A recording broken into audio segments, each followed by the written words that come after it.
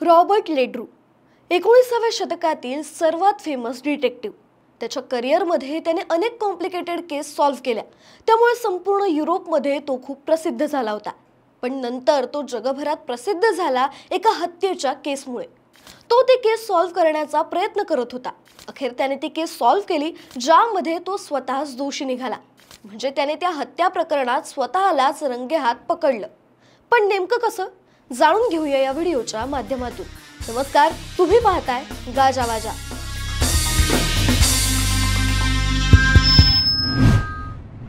Inspector Robert लेड्रू famous detective होता, कारण त्याला कामाचं व्यसनच होतं.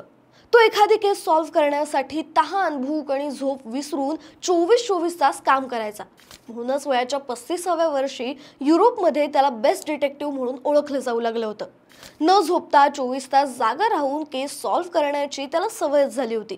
पण याचा परिणाम त्याच्या शरीरावर आणि स्वभावावर गंभीरपणे होत होता. त्याच्या सहकाऱ्यांनी नोटीस केलं की तो नेहमीच चिडचिड करायचा. 1887 साल सुरू होतं. फ्रान्सच्या ले हावरे बंदरात 6 जणांचे विचित्र प्रकारे खून झाले होते. तेव्हा या शहरात भरपूर रिसॉर्ट्स होते, कारण उन्हाळ्याच्या सुट्ट्यांमध्ये अनेक पर्यटक इथे येत असत. त्यामुळे हे 6 हत्यांचं प्रकरण लवकरात लवकर सॉल्व्ह व्हावं यासाठी रॉबर्ट लेड्रूला त्याच्या वरिष्ठ अधिकाऱ्यांनी ले हावरेला पाठवलं, कारण स्थानिक पोलीस ही केस सॉल्व्ह करण्यात अपयशी ठरले होते. रॉबर्ट लेड्रू ले हावरेला पोहोचल्यावर दुसऱ्याच दिवशी तपासाला लागला. त्याने तपास सुरू करून अवघे 2 दिवस सुद्धा पूर्ण झाले नव्हते आणि त्याच्या वरिष्ठांनी त्याला ले हावरेमध्येच घडलेल्या दुसऱ्या हत्या प्रकरणाचा तपास करायला सांगितलं. रॉबर्ट लेड्रूची यामुळे चिडचिड झाली, पण त्याच्या वरिष्ठांनी त्याला अचानक दुसरी केस दिली, म्हणून त्या केसचं गांभीर्य त्याला कळलं आणि त्याने दुसऱ्या केसचा तपास सुरू केला. नेमकं झालं काय होतं तर ले हावरेच्या सेंट ॲड्रेस या समुद्र किनाऱ्यावर एका पर्यटकाची गोळी घालून हत्या करण्यात आली होती. हे ठिकाण रॉबर्ट लेड्रू राहत होता त्या हॉटेलपासून खूप जवळ होतं. रॉबर्टने तपासात हत्या झालेल्या माणसाच्या बायकोची चौकशी केली. तेव्हा त्याला कळलं की ते पॅरिसहून काही दिवस सुट्टी एन्जॉय करण्यासाठी इथे आलेत. तेव्हा तिथे तिच्या पतीला रात्री समुद्र किनारी फिरायला आवडायचं. थोडक्यात मृत व्यक्तीचं या शहरात कोणी ओळखीचं नव्हतं. त्याचा कोणीही शत्रू सुद्धा नव्हता. त्याशिवाय हत्या झालेल्या व्यक्तीचा एकही ऐवज चोरीला गेला नव्हता. त्यामुळे त्याचा खून कोणी केला आणि का या प्रश्नाचं उत्तर शोधणं आणखी कठीण झालं होतं.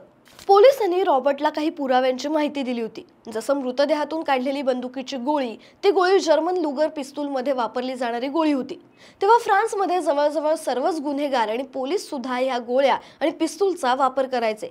आणखी पुरावा म्हणजे त्या बीचवर त्या मृत माणसाचे आणि हत्या करणाऱ्याच्या पायाचे ठसे होते. दोघांच्याही पायांच्या ठशामध्ये फरक होता.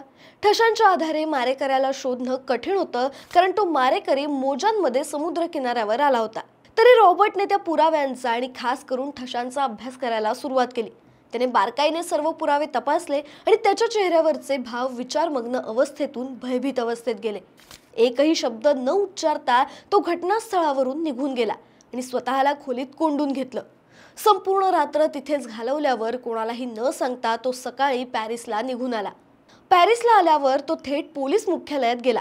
तिथे जाऊन त्याने वरिष्ठ पोलीस अधिकाऱ्यांना सांगितलं की समुद्र किनाऱ्यावर घडलेली मर्डरची केस सॉल्व्ह झाली आहे. त्याने त्या अधिकाऱ्यांसमोर सर्व पुरावे सादर केले. त्याने समुद्र किनाऱ्याच्या वाळूवर उठलेल्या पायाच्या ठशाचं प्लास्टर कास्ट बनवून घेतलं होतं. त्यानुसार मारेकऱ्याला उजव्या पायाचा अंगठा नव्हता. रॉबर्टने सर्वांसमोर आपला उजवा पाय दाखवला. रॉबर्टला सुद्धा उजव्या पायाचा अंगठा नव्हता. त्याने लहानपणीच तो गमावला होता. आता तुम्हाला जसा प्रश्न पडलाय तसाच पोलीस अधिकाऱ्यांना सुद्धा पडला. म्हणून आता इथे एक फ्लॅशबॅक देणं गरजेचं आहे. ज्या दिवशी रॉबर्ट ले हावरे शहरात पोहोचला होता तेव्हा तो प्रवासामुळे खूप दमला होता आणि त्याला अस्वस्थ वाटत होतं, म्हणून तो झोपी गेला.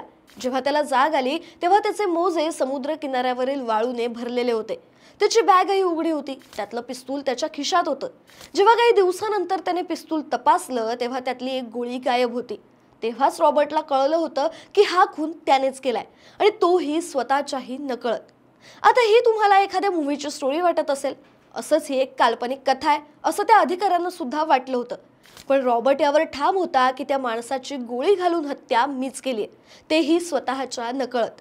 आता स्वतःच केलेला खून सिद्ध करण्यासाठी त्याने इन्व्हेस्टिगेटिव्ह एक्सपेरिमेंट करायचं ठरवलं.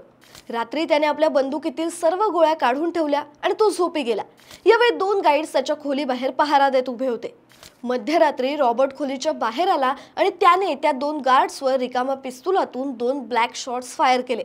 हे करताना त्याचे डोळे अर्धवट उघडे होते आणि तो पूर्णपणे झोपेत होता.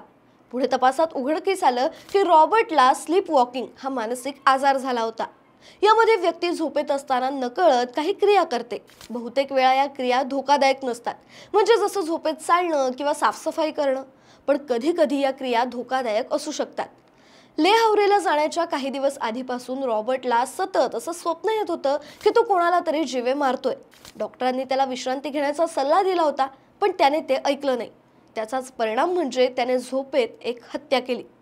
रॉबर्ट विरुद्ध न्यायालयात खटला चालवला गेला.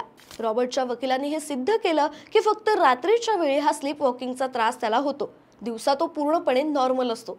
सगळं प्रकरण लक्षात घेऊन त्याला सुरुवातीला जन्मठेपेची शिक्षा सुनावण्यात आली होती, पण त्याने सॉल्व्ह केलेल्या अनेक केस आणि त्याचं योगदान लक्षात घेऊन त्याला फक्त रात्रीची तुरुंगवासाची शिक्षा सुनावण्यात आली.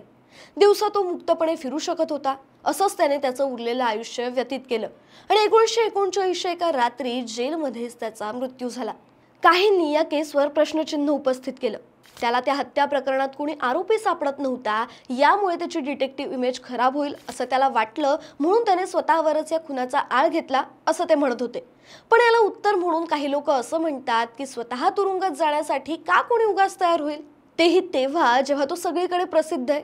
पण आता नेमकं खरं काय आणि खोटं काय हे फक्त रॉबर्टलाच माहिती. अशाच क्राईम स्टोरीज ऐकण्यासाठी गाजावाजाला लाईक, शेअर, फॉलो आणि सबस्क्राईब करायला विसरू नका.